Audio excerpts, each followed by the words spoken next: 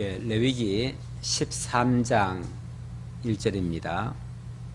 여호와께서 모세와 아론에게 말씀하여 이르시되 만일 사람이 그의 피부에 무엇이 돋거나 뾰루지가 나거나 색점이 생겨서 그의 피부에 나병 같은 것이 생기거든 그를 곧 제사장 아론에게나 그의 아들 중 한 제사장에게로 데리고 갈 것이요 제사장은 그 피부의 병을 진찰할지니 환부의 털이 휘어졌고 환부가 피부보다 우묵하여졌으면 이는 나병의 환부라. 제사장이 그를 진찰하여 그를 부정하다 할 것이요 피부의 색점이 희나 우묵하지 아니하고 그 털이 희지 아니하면 제사장은 그 환자를 이레 동안 가두어 둘 것이며 이레 만에 제사장이 그를 진찰할지니 그가 보기에 그 환부가 변하지 아니하고 병색이 피부에 퍼지지 아니하였으면 제사장이 그를 또 이레 동안 가두어 둘 것이며 이레 만에 제사장이 또 진찰할지니 그 환부가 옅어졌고 병색이 피부에 퍼지지 아니하였으면 피부병이라. 제사장이 그를 정하다 할 것이요 그의 옷을 빨 것이라. 그리하면 정하리라. 우선 6절까지 봉독해 드렸습니다. 지난번 11장에서는 정한 음식에 대한 규례를 말씀하셨죠. 그리고 12장에서는 그 산모에 대한 정한 규례가 주어졌습니다. 그리고 오늘 13장에서는 13장, 14장까지죠. 14장까지는 나병을 깨끗하게 하는 규례가 되겠습니다. 지금 음식을 통해서 정하게 그리고 산모의 그 피를 통해서 깨끗하게 정하게 하는 규례 그리고 또 질병에 대한 규례 이런 것들이 이스라엘 백성들의 그 생육 번성과 굉장한 밀접한 관계가 있죠. 그런 관계가 있어서 하나님께서 정결케 하시는 그러한 규례를 정하십니다. 아무래도 언약 자손이 건강하고 깨끗하고 정결하게 생육 번성을 해야지요. 부정한 상태에서 생육 번성하면 안 되지요. 그렇게 돼야 거룩하게 하시고 의롭게 하시는 정결하게 하시는 하나님이 여호와이심을 기억하고 하나님을 경외하게 되겠지요. 그렇게 하기 위해서 이러한 규례를 주십니다. 사실 이런 규례는 일반 다른 나라에서는 뭐 세속적인 그런 법에서 다루고 있긴 하죠. 어떻게 보면 뭐 보건법 같은 그런 데서 다루고 있죠. 그런 법에서 다루고 있는데 그러나 그런 것과는 또 세부적으로 들어가 보면 조금씩 달라요. 그러니까 단순한 육체만 깨끗하게 하려는 것이 아니고 그 중심에 중심까지도 깨끗하게 하는 그러니까 그들 속에 있는 그 마음 상태까지 깨끗하게 하는 그런 의미가 담겨져 있어요. 그리고 그런 것들 속에서 장차 그리스도께서 우리를 정결하게 하는 그러한 의미를 또 담고 있어요. 이번에는 지금 문둥병이라고 하는 그걸 가지고 얘기를 하는데 그 문둥병을 깨끗하다 또 부정하다 정하다 부정하다 이거를 누가 결정을 하냐면 일반적으로 말하면 그게 의사들이 할 일이죠. 의사들이 할 일인데 여기서는 의사가 하는 게 아니고 바로 제사장이 합니다. 제사장이 그 역할을 한다. 그것은 정하다고도 할 수 있고 부정하다고 할 수 있는 어찌 보면 그건 주권에 속한 건데 그 주권이 대제사장에게 속해 있다는 얘기고 그것은 더 나아가면 그 제사장을 세운 자에게 그 결정적인 주권이 있다는 거예요. 다시 말하면 제사장이 정하다 하면 정해지는 거예요. 또 부정하다 하면 부정해지는 거예요. 그러니까 사람이 볼 때에 이러니까 정하구나 저러니까 부정하다 단순히 이렇게 생각하는 게 아니고 그거를 최종적으로 결정하는 결정권자가 대제사장이다. 그리고 그 대제사장을 세우신 이는 하나님이시다. 어찌 보면 일반 상식하고는 조금 거리가 있어요. 일반 상식적으로야 무슨 제사장이 뭘 다 할 수 있겠어요. 오늘날로 말하면은 이걸 갖다가 문자 그대로 받아들여 가지고 오늘날 제사장은 목사다. 그러니까 신약 시대에 정하다 부정하다는 다 목사들이 결정한다. 그래서 무슨 문제만 있으면 모든 문제에 대한 해결책을 목사한테 해달라고 가져오지요. 문제를 가져와가지고 성도들이. 그래서 목사님이 뭐라고 해주면은 정하게 되는 것 같고, 목사가 그걸 인정을 안 해주면은 부정한 것처럼 이렇게 결정하는 그런 경우도 가끔 있어요. 지금도 가끔씩 뭐 사소한 문제, 그야말로 가정사에 지극히 아주 소소한 것들까지도 목사에게 다 가져 나와가지고 이래야 될까요? 저래야 될까요? 묻는 경우 있죠. 그거는 속된 표현으로 말하면 그게 이게 정한 겁니까? 부정한 겁니까? 그렇게 묻는 거랑 마찬가지잖아요. 그래서 목사가 정합니다 그러면은 아 정하구나 하고서 행하고, 이건 부정합니다 하면은 아 그건 절대 목사님이 하지 말랬다 하고 이거 안 하는 거고. 그러니까 그 결정권을 목사에게 쥐어주는 꼴이죠. 지금도 가끔씩 그렇게 하는 사람들이 있어요. 그걸 구약의 이런 제도를, 이런 규례를 오늘날 문자 그대로 받아들여 가지고 목사에게 대입을 시켜 가지고 그렇게 결정을 하는 케이스죠. 그런데 엄밀하게 말하면 그건 아니에요. 구약의 대제사장이라는 것은 장차 오실 그리스도를 가리키는 의미이기도 해요. 그러면 그리스도가 모든 주권을 가지고 있어요. 정하게 하는 것도 부정하게 하는 것도, 그것을 결정하고 판단하고 정죄하고 또 정하다고 인정하는 그것이 바로 그리스도에게 속해 있다. 이거를 가르쳐주기 위한 하나의 모형과 그림자적으로 구약에 이런 규례가 있다라는 것을 기억하셔야 됩니다. 그래서 그리스도에게 연결을 해야지 오늘날 이걸 다이렉트로 오늘날 목회자에게 연결하거나 그렇게 하는 것은 너무 오바된 거죠. 좀 잘못된 거죠. 빗나간 거죠. 빗나갔다고 할 수 있죠. 자, 어쨌든 그렇게 이해를 하시고요. 이제 내용 속으로 들어가 보도록 하겠습니다. 자, 13장 1절로 8절에서는요, 이 피부에 이상한 어떤, 뭐가 생기면은, 피부에 뭔가 문제가 생기면은, 그걸 가지고 그것이 나병인지 아닌지. 이 나병이라는 말은 옛날에는 이걸 문둥병이라고 표현했어요. 그런데 이제, 국어 이렇게 순화로 이렇게 해가지고 지금 나병이라고 바뀌었어요. 그래서 문둥병이라고 하면 굉장히 아마 그 문둥병 환자들이 화를 낼 거예요. 그래서 지금은 나병이라고 얘기를 합니다. 여호와께서 모세와 아론에게 말씀하여 이르시되 만일 사람이 그의 피부에 무엇이 돋거나 뾰루지가 나거나 색점이 생겨서 그의 피부에 나병 같은 것이 생기거든, 이건 나병으로 의심할 만한 것이 생기거든, 그런 의미죠. 그러니까 이것이 나병이다라고 인정하는 거는요, 아무나 인정하는 게 아니에요. 그거는 제사장만이 인정해 주는 거예요. 그래서 어떤 의심스러운 게 있으면, 예를 들어서 뾰루지가 난다든지 어떤 색점, 반점이 난다든지 아니면 뭐 어디 움푹하게 뭐 패이는 것이 있다든지, 그래서 뭔가 자고한 피부가 어떤 변질이 생기면은 그럴 때는 그걸 함부로 본인이 판단하지 말고, 그거를 제사장에게 일단 데리고 오라 그 말이에요. 제사장에게 보여줘라 그 말이에요.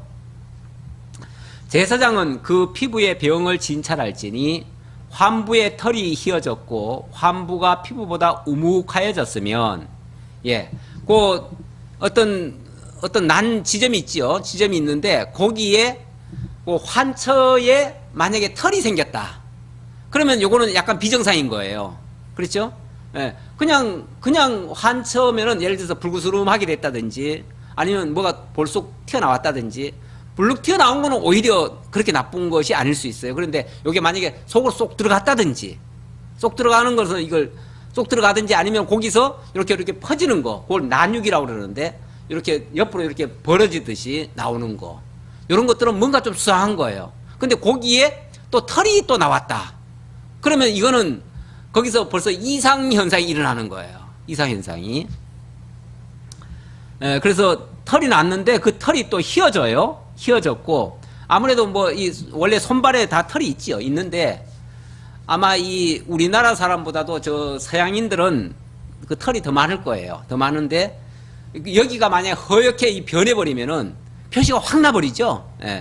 그래서 이제 이렇게 됐을 경우 거기다가 또 털이 휘어진 데다가 환부가 피부보다 우묵하여졌으면, 우묵하여졌다는 말은 속으로 쑥 들어갔다 그 말이에요. 우묵하여졌으면 이는 나병의 환부라. 그건 뭐 틀림없는 나병일 수 있다. 물론 그것도 본인이 결정하는 게 아니고요. 제사장이 그렇게 인정을 해야 돼요. 예. 그래서 제사장이 그를 진찰하여 그를 부정하다 할 것이요. 피부에 색점이 희나, 색점은 희긴 한데 그 지점이 하얗게 되기는 했는데, 그러나 우묵하지 아니하고 또 그 털도 희지 아니하면 제사장은 그 환자를 이래 동안 가두어 둘 것이며, 그런데 이게 만약에 우묵하든지 휘어졌든지 하면은 이거는 나병일 가능성이 많지만은 그렇지 않고 우묵하지도 않아요. 또 색깔도 안 변했어요. 다만 그 자리가 약간 좀 다른 데와는 조금 다를 뿐이에요. 그런 거는 일종의 피부병일 가능성이 많지요. 그러니까 그거는 좀 두고 봐야 돼요. 일단은 두고 봐야 되니까, 그래서 별도 장소에다가 그 사람을 이렇게 좀 가둬놔요. 예. 그 환자를 1회 동안 가둬둘 것이며, 가둬두는 기간은 일단은 일주일입니다. 일주일. 매주 한 번씩 점검을 하는데 1회 동안 가둬둘 것이며, 1회 만에 제사장이 그를 진찰할지니 그가 보기에 그 환부가 변하지 아니하고 병색이 피부에 퍼지지 아니하였으면 제사장이 그를 또 1회 동안 가둬둘 것이며, 그대로예요. 1회가 지났는데도 그대로야. 그러면 한 번은 더 봐야 된다는 거죠. 좀 더 정확을 기하기 위해서. 아무래도 이게 왜냐면은 한 번 결정 잘못해 놓으면은 굉장히 오류가 심하니까 더 정확을 기하기 위해서 1주간 더 해보고, 1회 만에 제사장이 또 진찰할지니 그 환부가 옅어졌고 엷어졌고 병색이 피부에 퍼지지 아니하였으면 피부병이라. 더 이상의 그 악하게 변하지 아니하면 그거는 일종의 피부병일 뿐이다. 피부병이라고 하는 거는 이거는 뭐 일시적인 것일 수 있어요. 거기에 뭐가 살짝 뭐가 묻어가지고 그것 때문에 어루러기가 생겼다든지 뭐 약간 변질이 됐다든지 그럴 수가 있어요. 그런 거는 뭐 쉽게 그건 치유가 될 수 있으니까, 그거는 뭐 퍼지는 것도 아니고 번지는 것이 아니니까 그거는 그렇게 중대하게 볼 필요가 없다. 그 얘기입니다. 그래서 그럴 경우는 제사장이 그를 정하다 할 것이요 그의 옷을 빨 것이라 그리하면 정하리라. 일단은 괜찮아 정해. 그래 놓고 그 대신 이제 거기를 소독도 해야 되고 주변을 깨끗하게 해야 되니까, 그럴 때는 옷을 깨끗하게 빨고 몸도 깨끗하게 빨아야겠죠. 당연히. 그렇게 해서 그 피부병에는 피부병에 적합한 그런 어떤 처방을 해준다는 거죠. 그렇게 함으로써 그 정도는 정하게 할 수 있다. 그러나 그가 정결한지를 제사장에게 보인 후에 병이 피부에 퍼지면, 이거는 이제 더 확산이 돼버리면은 그때는 이제 문제가 커지죠. 그때는 제사장에게 다시 보일 것이요 제사장은 진찰할지니 그 병이 피부에 퍼졌으면 그를 부정하다 할지니라. 이는 나병임이니라. 네. 만약에 더 많이 확산이 되어서 이거는 점점 퍼져가는 거라면은 이거는 문제가 커져요. 그거는 남에게도 오염을 시킬 수도 있고 전염을 시킬 수도 있죠. 그렇게 되어지면 그 사람은 격리를 시켜야 돼요. 그래서 부정하다. 일단 격리시키기 위해서 부정하다 해주는 거죠. 부정하다고 해가지고 그 사람 자체를 부정히 여기는 게 아니라 그 질병 자체만 부정하게 여기는 거예요. 그래서 일단은 따로 격리를 시키기 위한 수단으로서 부정하다 하는 거예요. 자, 그렇게 해서 한 단계를 거치고요. 그 다음 9절부터는 피부에 발생한 나병을 진단하는데 또 다른 케이스예요. 다른 케이스인데 한번 봅시다. 어떤 케이스를 가지고 얘기하는가. 사람에게 나병이 들었거든 그를 제사장에게로 데려갈 것이요 제사장은 진찰할지니 피부에 흰 점이 돋고 털이 휘어지고 거기에 생살이 생겼으면, 자, 이미 나병이라고 인정을 했는데 한참 후에 그를 보니까 피부에 흰 점이 돋았어요. 그리고 털이 휘어지고 거기에 생살이 생겼어요. 생살이 생겼다는 말은 뭐죠? 다시 새살이 올라왔다는 거죠. 새살이 올라왔다는 말은 이거는 이제 썩은 살이 아니고 죽은 살이 아니고 병살이 아니고 쉽게 말하면 소생된 새살이라는 거죠. 그게 올라왔으면 이거는 이제 회복 단계에 있는 거예요. 비록 나병이기는 하지만 회복 단계에 있는 그 나병이에요. 그러니까 이건 나병치고는 이거를 뭐라고 할까요? 나병치고는 전염하지 않는 나병.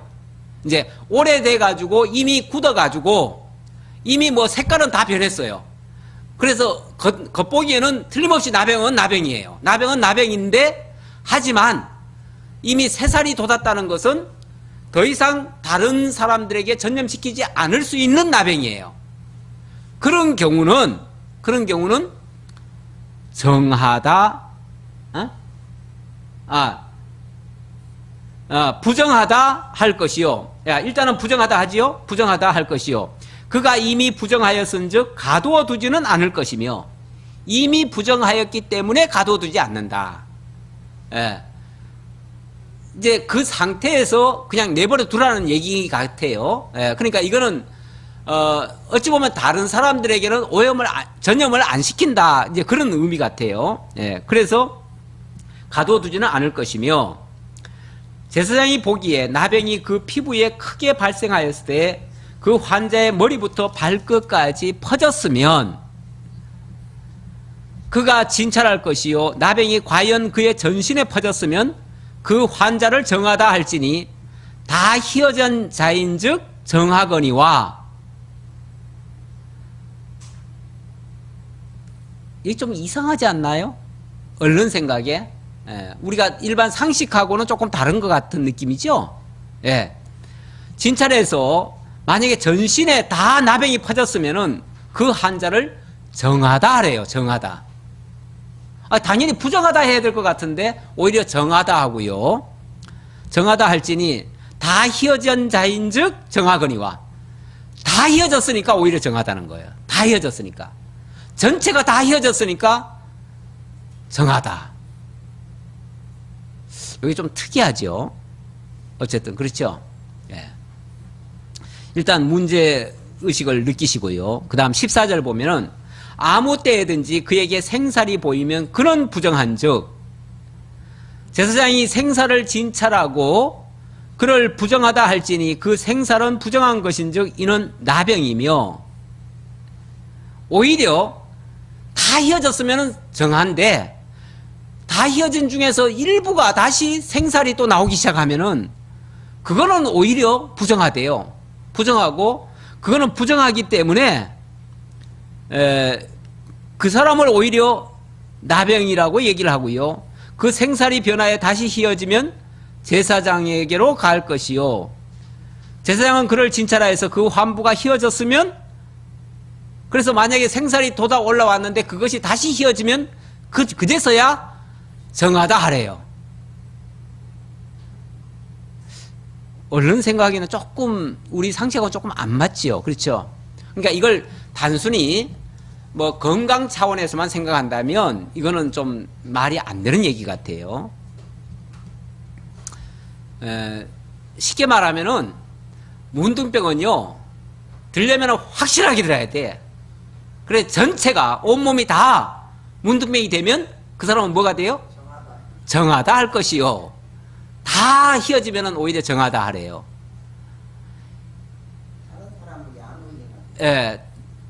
다 문둥병이 되면은 오히려 그 사람들끼리 있어도 괜찮다는 시기인 것 같아요. 그래서 문둥이들은 문둥촌에 들어가가지고 따로 있지요. 그 사람들끼리 같이 살지요. 그래도 그 사람들끼리는 더 이상 전염이 안 된다는 것 같아요. 뭐 저는 확실한 사실은 상식은 없습니다. 저는 확실한 상식은 없는데, 우리나라의 대표적인 그 나병 환자촌이 어디냐면은 소록도입니다. 소록도는 전라도에 있는데, 전라도에 있는 소록도가 제3공화국 때는 항상 박정희 대통령한테 표를 찍어줬대요. 전라도에서는 유일하게 박 대통령만 지지하는 100% 박 대통령만 지지하는 곳이 바로 소록도로예요. 왜 그런가? 거기에 수많은 정치인들이 올 거 아니에요. 정치인들이 선거철이면 다 옵니다. 뭐 이 당에서도 오고 저 당에서도 오고 다 와요. 다 오는데 거기에 언젠가 뭐 김영삼 씨가 거기를 왔었대요. 왔는데 김영삼 씨는 와가지고 다 악수하죠. 일단은 표를 얻기 위해서 다 나병 환자들하고도 다 악수합니다. 하는데 악수하고는 이렇게 이제 나올 때 그 개울가에 가서 손을 깨끗이 다 씻고 그러고 간대요. 가는데 그 나병 환자촌에서 정탁군을 하나 보낸대요. 보내가지고 저 산 위에서 내려다보는 거죠. 저 사람들 어떻게 하나. 딱 내려다보니까 다 손을 씻고 가거든요. 저놈들 다 위선자들이다. 이렇게 생각한다는 거예요. 그런데 거기 누굽니까? 그 유경수 여사가 왔었대요. 유경수 여사가 와가지고 유경수 여사는 정말 정말 진짜 그들을 불쌍히 여기면서 사랑스럽게 그렇게 또 이렇게 손 씻어주면서 치료도 해주면서 그리고 갔대요. 가는데 아마 그러지 않았던가 봐요. 손을 씻고 가고 그러지 않았던가 봐요. 그러니까 저 사람은 진짜다 이렇게 믿었대요. 그래서 두고두고 이제 유경수 여사는 진짜고 나머지 정치인들은 전부 다 그냥 앞에서 와서 다 하는 사람들이다. 쉽게 말하면 위선하는 사람들이다. 그러니까 그런 놈들은 저런 정치인들은 믿을 수 없다. 그래가지고 그 사람들은 하나도 안 찍어주고 박정희만 찍어줬다는 그 말이 있어요. 그 말이 있는데 그렇게 악수를 해도 문동촌에 가서 이미 그 사람들은 치료 받을 거 다 받았습니다. 그리고 아물 대로 다 아물었어요. 이미 나병 전체가 다 나병이죠. 그러니까 그 나병촌에 갔지요. 근데 이미 다 나병이 다 퍼졌고 더 이상 뭐 퍼질 것도 없나 봐요. 치료는 이제 받아가지고 문둥이 상태에서 뭐 손이 뭐 문드러졌으면 문드러진 대로 그대로 그냥 아물었나 봐요. 그래서 더 이상 그 사람들하고 악수해도 사실은 이제 더 이상 전염이 안 된대요. 안 되는데 괜히 사람들이 찝찝하잖아요. 괜히. 그러니까 악수해놓고는 뒤로 가서는 또 막 깨끗이 소독하고 난리 나는 거죠. 그러니까 다 위선이라고 보는 거죠. 진짜 나병 환자는 진짜 나병 환자. 그러니까 이 어중뛰기가 제일 문제예요. 사실은 이제 막 이제 나병이 들어가지고 막 퍼져가는 사람들, 이런 사람들은 남에게도 병을 막 옮긴다는 거죠. 옮기는데 이미 완전히 퍼져가지고 이제 어느 정도 이게 이제 굳어졌으면 그 다음부터는 이게 더 이상 전염이 안 된다고 그래요. 이제 저는 거기서 여기에 대한 해답을 좀 얻은 겁니다. 그러니까 문둥병은 들려면 확실하게 들어야 되고 이 어중뛰기가 제일 이제 문제라는 거죠. 예. 이 성경에서 이 나병이라고 하는 것은, 문둥병이라고 하는 것은 죄를 상징을 합니다. 죄악을 상징해요. 그래서 초대교회 때도 그 문둥이들을 보면은 예수님의 제자들 조사도 그랬어요. 저 사람들은 죄를 얼마나 많이 지어가지고 저렇게 문둥병이 들었을까요? 막 이런 식으로 표현을 하고 그랬어요. 그러니까 문둥병 들었다 하면은 다 죄인으로 여기는 거죠. 그러니까 문둥이와 죄인은 동급으로 이렇게 여기는 거예요. 그래서 그들은 멀리 해야 될 대상이고 가까이 할 수 없는, 상종할 수 없는 존재라고 여겨버려가지고 완전히 격리시켜버리고 쳐다도 안 보고 오지도 못하게 하고 이렇게 했죠. 이렇게 했는데 사실은 그 문둥병도 물론 들었을 때는 오염을 시키니까 당연히 문제가 되지만 이제 더 이상 확산되지 아니하면은 그때는 정하다 할 수 있다고 지금 얘기를 하는 거 아니에요. 그러니까 이게 이제 만약에 문둥병이 이제 제가 지금 죄악을 상징한다고 했으니까 이걸 이제 신령한 의미에서는 죄라고 하는 것이 물론 나쁜 겁니다. 그래서 죄라고 하는 걸 우리가 지으라고 권장할 수 없잖아요. 그런데 그래서 죄를 안 지으려면 어떻게 해야 됩니까? 당연히 의롭게 해야지요. 의롭게 살아야지요. 죄 안 짓고 거룩하게 살아야죠. 그렇게 해서 거룩하게 살 수만 있으면 우리가 거룩하게 지키고 살아야 됩니다. 그런데 만약에 율법을 온전히 지켜서 거룩하게 안 된다면 그렇다면 어떻게 돼야 됩니까? 그렇다면 문제 해결할 수 있는 방법은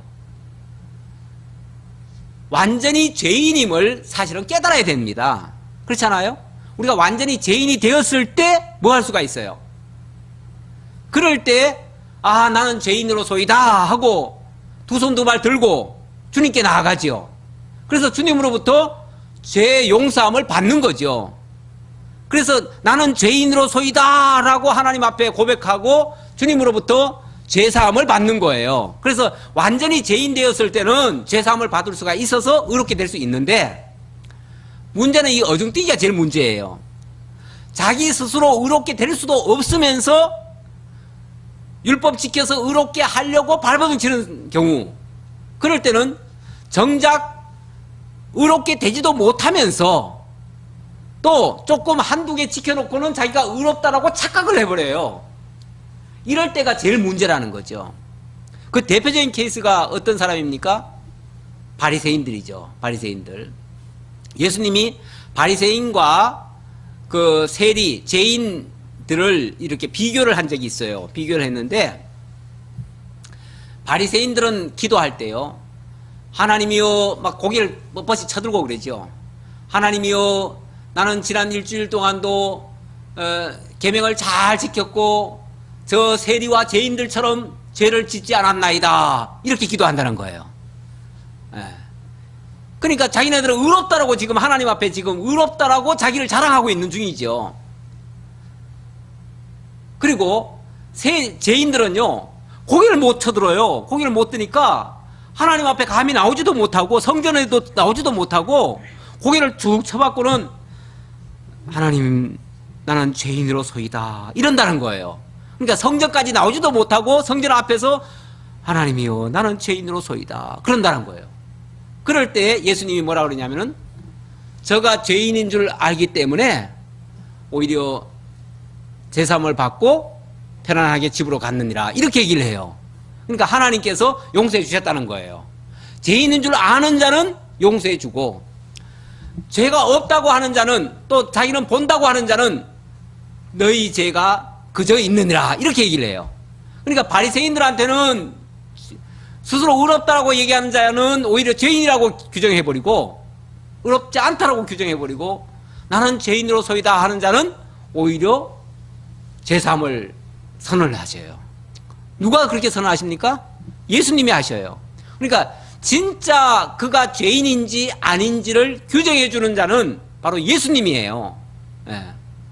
하나님이 우리를 죄 있다 없다 인정해 주는 거지.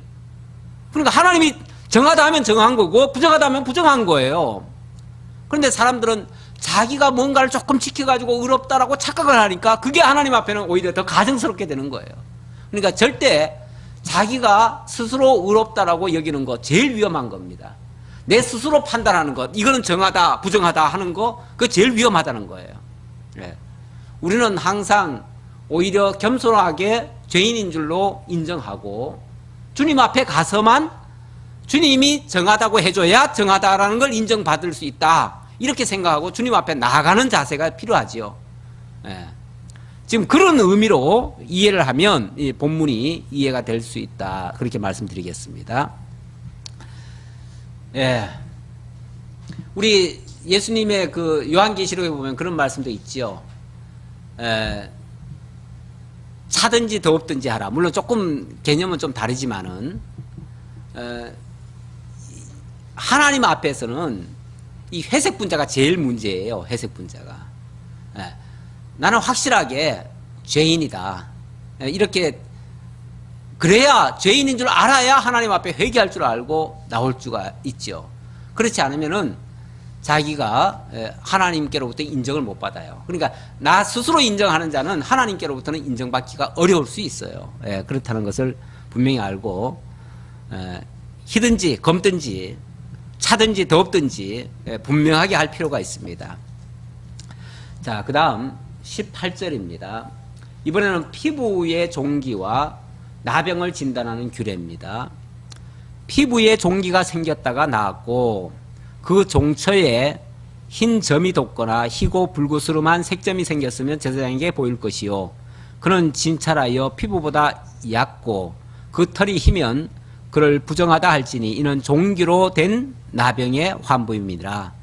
이 나병이라는 것이 한 가지 원인에 의해서만 되는 게 아니고 뭐 종기에 의해서도 그렇고 뼈지에 의해서 그렇고 또 색점에 의해서 그럴 수도 있고 뭐 피부병에 의해서 그럴 수도 있고 여러 가지 종류가 이게 이제 어느 단계를 거치면은 그 다음에는 이제 이게 나병으로 바뀌어져요. 뭐 원인은 여러 가지일 수 있는데 결과적으로는 뭔가 변형이 되는 거죠. 마치 어떤 원인에 의해서 이게 피부에 돌연변이가 생기면 그게 암이 되듯이 마치 그런 식이 되는 거죠. 그러나 제사장이 진찰하여 거기 흰털이 없고 피부보다 얕지 아니하고 빛이 엷으면 제사장은 그를 이래 동안 가두어 둘 것이며 뭐 방식은 비슷합니다. 그 병이 크게 피부에 퍼졌으면 제사장은 그를 부정하다 할지니 이는 환부임이니라.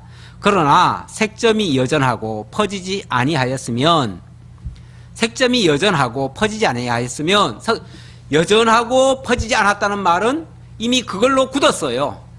굳었으면 더 이상 그것은 다른 사람에게 영향을 안 줘요. 그런 경우는 정하다고 할 수 있다는 거죠. 그러니까 정하다 부정하다는 것은 어떻게 보면은 다른 것에 영향을 미치느냐 안 미치느냐 여기에 달려 있어요. 그 자신은 뭐 완전히 부정해도 괜찮을 수 있어요. 괜찮을 수 있는데 그것이 남에게 미쳐버리면 그게 부정하게 되는 거죠. 그러니까 남에게 영향을 미치는 게 제일 나쁜 거죠. 원래는 그렇잖아요. 예. 문제가 있더라도 나한테만 문제가 있어야지 남에게까지 그 영향을 미치는 것은 그 자체가 부정한 거예요. 예.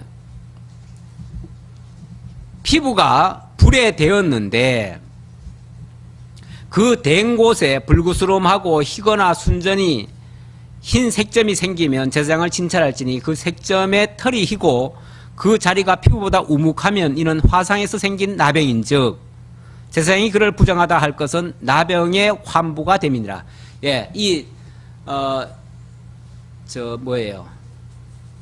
화상. 예, 화상을 입었다가도 이게 또 나병으로 바뀔 수도 있대요. 그러니까 어떤 것이라도 원인은 그러니까 여러 가지인데 다양한데 그것을 제대로 적시에 판단하지 못하고 그러니까 제대로 처음에 파악을 제대로 못하고 거기에 적절한 대처를 못하면은 그것이 변형이 돼가지고 나병으로 바뀌는 거죠. 모든 죄라고 하는 것도 처음부터 나는 죄 짓는다 이래가지고 죄 짓습니까? 그게 아니죠.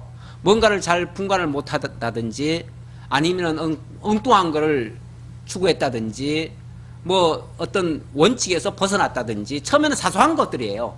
사소한 것들을 그것에 대한 중대한 그 원인을 모르고 그걸 가지고 뭐 괜찮아 그냥 너무 막 안일하게 여긴다든지 거기에 대한 적절한 대처를 하지 못하면 그것이 어느 순간에 큰 걸로 바뀌어 버리는 거죠. 돌이키지 못하는 걸로 바뀌어 버리는 거죠. 우리의 질병이라고 하는 것은 육체의 질병보다는 사실은 마음의 질병이 더 큰 거죠. 마음의 질병, 그 문제점을 제대로 파악을 못한다든지 거기에 대한 제대로 된 대처를 하지 아니하면 그것이 어느 순간에 엄청난 것으로 탈바꿈이 돼가지고 나중에는 자기도 제어하지 못하는 그런 상태로 바뀌어질 수 있습니다. 그런 경우는 그게 나병인 거죠. 쉽게 말하면은 우리 마음 속에 나병도 있을 수 있어요. 고치지 못하는 병. 나병이라고 하는 거는 엄밀하게 말하면 고칠 수 없는 병이라고도 할 수 있어요. 옛날에는 그래서 나병이라고 하는 거는 유일한 고치는 것이 격리죠. 격리. 그거였는데 물론 지금은 뭐 약이 좋아져 가지고 많이 고치기는 합니다만은 어쨌든 격리시켜서 더 이상 진전만 없으면 또 정하다고 해주고 만약에 계속 진전이 되어지면 그거는 뭐 영원히 격리가 될 수밖에 없는 거죠.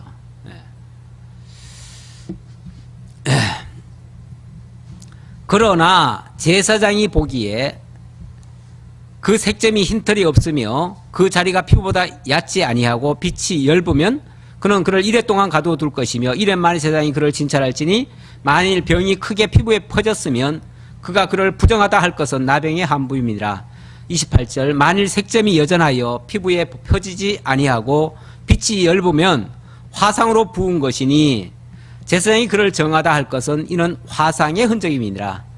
뭐 그렇지 않고 더 이상 퍼지지도 않고 맨 계속 똑같은 상태만 유지하고 있다면 그거는 그냥 화상이다. 그거는 더 이상 문제되지 않는다. 우리가 죄악의 상처는 있을 수 있습니다. 상처는 있는데 상처 자체가 나쁜 건 아니에요. 그런데 그 상처가 상처에서 머물지 아니하고 나병으로 바뀌면 문제가 되는 거죠. 누구든지 다 실수하잖아요. 우리 인간들 중에 실수 안 하는 사람이 어디 있어요? 다 실수하죠. 실수가 문제가 아니라 그 실수를 실수로 여기지 아니하고 그냥 아무렇게나 여긴다든지 방관한다든지 그것이 다른 것으로 발전되게 만들면은 그거는 정말 중대한 문제가 되는 거죠. 작은 실수는 누구나 할 수 있습니다. 그래서 하나님 앞에 나는 죄인으로서이다. 오히려 우리가 어느 정도는요, 죄인이어야 돼요. 죄인이어야 하나님 앞에 나가지. 죄인 아니면은 하나님 앞에 나갈 자가 없잖아요. 아니, 내가 의로운데 뭐하러 하나님 앞에 나가요? 의로운 자들은 하나님, 그리스도가 필요가 없어요. 의로운 자에게는요, 그리스도가 오실 이유도 없고요. 그리스도가 더 이상 아무런 필요가 없어요. 우리가 약한 줄 알아야 되고요. 죄인인 줄 알아야 하나님 앞에 나갈 수 있습니다. 그래서 이 상처들, 예를 들어서 화상에 대어가지고 상처가 났다든지, 또 어디 긁혀가지고 피부병이 났다든지, 어디에 또 식물에 닿아가지고 뾰루지가 났다든지, 이런 것들은 얼마든지 있을 수 있는 거예요. 그런데 그것이 다른 걸로 발전만 안 되면 괜찮아요. 그런데 이게 발전이 되면 문제가 되는 거예요. 항상 발전이 되지 않도록 하는 게 중요해요. 그러니까 우리는 죄를 심상히 여기고 그 죄가 다른 것으로 더 확대되지 않도록 하는 것은 매우 중요하다. 죄가 아주 없는 것보다는 조금씩 있어야 내가 경성할 수가 있고 좀 주의할 수도 있고 조심할 수도 있는 거죠.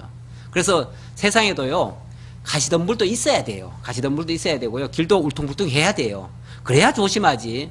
울퉁불퉁하지 않아봐요. 그냥 아우토반, 그냥 끝없이 그냥 아주 직선으로만 가봐요.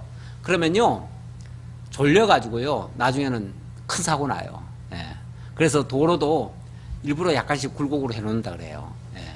가끔씩 가다가 불평할 때가 있거든요. 왜 이렇게 빙빙 돌려놨나 그러는데, 좀 돌려놔야 사람들이요, 정신을 바짝 차리고 운전을 한대요. 항상 똑바른 길은요, 마음이 해이해져가지고 그냥 정말 졸음만 온대요. 왜냐하면 가도 똑같잖아요. 가도 똑같으니까 그냥 눈을 감아도 괜찮잖아요. 실제로 그 좋은 길은요, 눈 한참 감고 정신 바짝 차리니까 그냥 그대로 가 있는 경우도 있대요. 가끔씩 있대요. 근데 아무래도 바른 길은요, 졸음이 자주 와요. 그러니까 약간씩 굴곡이 있어야 좀 정신을 차리고, 여기는 길이 위험하니까 더 정신 바짝 차려야 돼, 이렇게 되는 거죠. 그러니까 세상이 좀 굴곡이 있는 것도 필요하다, 경우에 따라서. 그걸 탓할 게 아니다, 그 말이죠. 탓할 게 아니다. 그런 건 우리의 유익을 준다. 29절입니다. 29절로 37절까지 오음을 통해서 또 나병으로 발전하는 경우, 그런 경우 봅시다. 여기 한번 우리 좀 교독 좀 해볼까요? 남자나 여자의 머리에나 수염에 환부가 있으면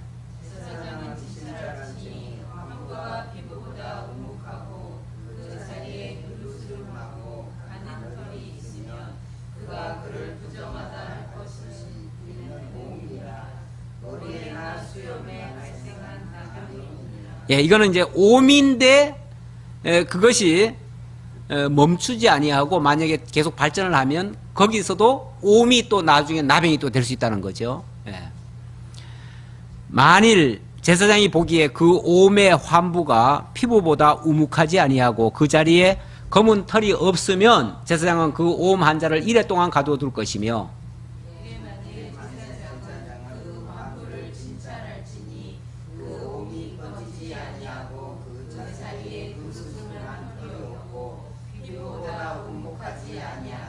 그는 모발을 밀되 환부는 밀지 말 것이요 제사장은 옴 환자를 또 이래 동안 가두어 둘 것이며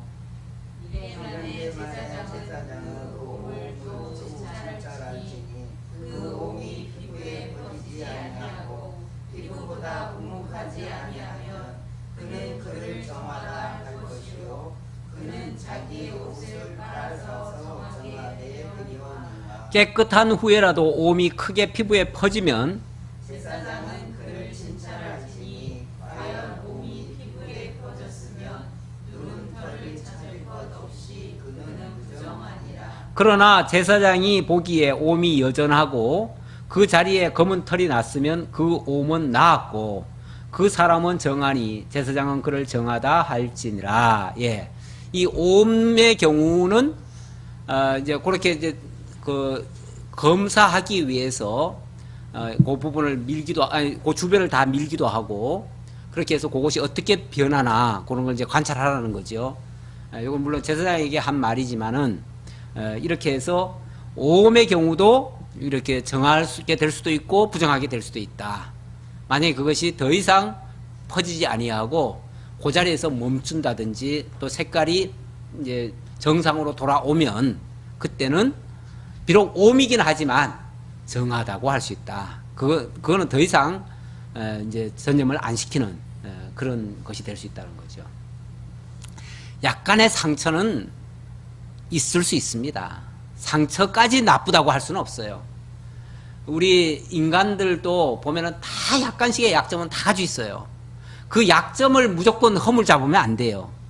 그 약점이 그 사람을 경성시킬 수가 있어요. 그 사람을 깨어있게 만들 수 있어요. 조심하게 만들어요. 그래야 자기 약점을 아니까 그 부분에 대해서는 실수를 하지 않아요. 그 약점을 오히려 발판으로 삼아가지고요. 다른 걸 더 잘할 수도 있어요. 예, 그러니까 우리 약점을 부끄러워할 것도 아니에요. 부끄러워하지도 말고 어떤 면에서는 나 이런 약점 있습니다. 그건 뭐 보여줘도 괜찮아요. 누구는 약점 없어요? 다 있죠. 다 있으니까 괜히 누가 만약에 그런 거 가지고 흉을 보면 뭐 너는 약점 없냐? 이래도 돼요. 하나님께서 내게 주신 상처다. 이거는 하나님께서 나를 늘 뭐 하라고요? 나를 경성하라고, 나를 자기 거울 보라고, 내가 얼마나 부족한 존재인지 알라고, 교만하지 말라고, 건방지게 남 정죄하지 말라고, 내가 연약한 줄 알아야 남을 존중하지요. 나는 완벽한 사람이라고 생각해 보세요. 원래 남을 비판하고 남을 정죄한다는 거는요, 자기는 아주 완전하다고 생각하니까 그래요. 자기는 완전하니까 남은 부족하고 남은 형편없어 보이는 거죠. 그러면 나보다 남을 낮게 여기는 것이 우리 기독교 기본 정신인데, 남을 낮게 여기는 게 아니라 남을 나보다 못하다고 여기는 거죠. 그거는 자기는 완벽하다고 생각하니까 그런 생각이 나는 거예요. 이것이 오히려 더 큰 문제예요. 그러니까 오히려 이런 약간의 약점, 그걸 이제 일종의 상처로 가지고 있어야죠, 상처. 그런데 그 상처가 남에게 피해를 주면 또 안 돼요, 그게. 피해를 주면 안 되고, 다만 자기를 경성하는 데 사용해야 되겠죠. 그러나 하나님이 각자에게, 원래 이스라엘 백성들 어디 가잖아요. 가도 꼭 보면 가는 도중에 돌비석 같은 걸 두지요. 예, 표지석을 다 둬요. 예, 그게 자기를 기억하게 만들고 그 자리에 갈 적마다 거기서 무슨 일이 있었던가를 생각하게 만들어요. 그러니까 하나님께서 각자에게 다 기념물을 두셔요. 예. 하나님이 내게 주신 쉽게 말하면 그 흔적이에요. 흔적. 예. 흔적을 두시는 거예요. 예. 뭐 사도 바울은 나는 그리스도의 흔적을 가졌다 뭐 이런 표현도 썼는데, 그리스도가 고난받을 때 물론 그건 약간의 다른 개념이긴 하지만 우리 각자에게 어떤 의미에서 그런 것들이 다 있어야 된다는 거죠. 일종의. 그러나 그걸 가지고 뭐 당연시 하면 또 안 되죠. 당연시 하면 안 되고, 그걸로 인해서 자기를 깨우치고 남에게 잘난 체 하지 않고 이렇게 사용한다면 그것이 있음으로써 없는 것보다 훨씬 나은 거죠. 그 다음 38절로 우리 한번 또 조금 더 교독해 봅시다. 여기까지 할까요? 여기까지 합시다. 어차피 오늘 다 못 마칠 것 같아서 여기까지 하고, 마치겠습니다. 기도하겠습니다. 아버지 하나님 감사합니다. 우리에게 하나님께서 마치 그리스도의 흔적처럼 우리의 또 연약한 약점들을 두시려고 하나님께서 구약 성도들에게는 여러 가지 피부병을 통해서 또 나병으로 발전되는가 안 되는가를 통해서 정하다 부정하다 대제사장을 통해서 정해 주셨습니다. 오늘날 우리에게도 여러 가지 연약한 부분이 있고 그것 때문에 교만하지 않도록 또 그걸로 인해서 남에게 악영향을 끼치지 않도록 우리에게 그런 가운데서도 정하게 하시는 규례를 주셨습니다. 아버지 하나님, 그리스도를 통해서 우리를 정하다 하시려고 죄와 사망 가운데서 건져주시고 위의 것을 바라보게 하시고 늘 하나님의 뜻을 찾게 하시고 나의 연약함을 늘 하나님 앞에 호소하며 하나님의 의를 덧입기를 힘쓰는 저희 모두가 되게 하옵소서. 다시 만날 때까지 하나님 지켜주옵시길 원하옵고 예수님의 이름으로 기도하옵나이다. 아멘.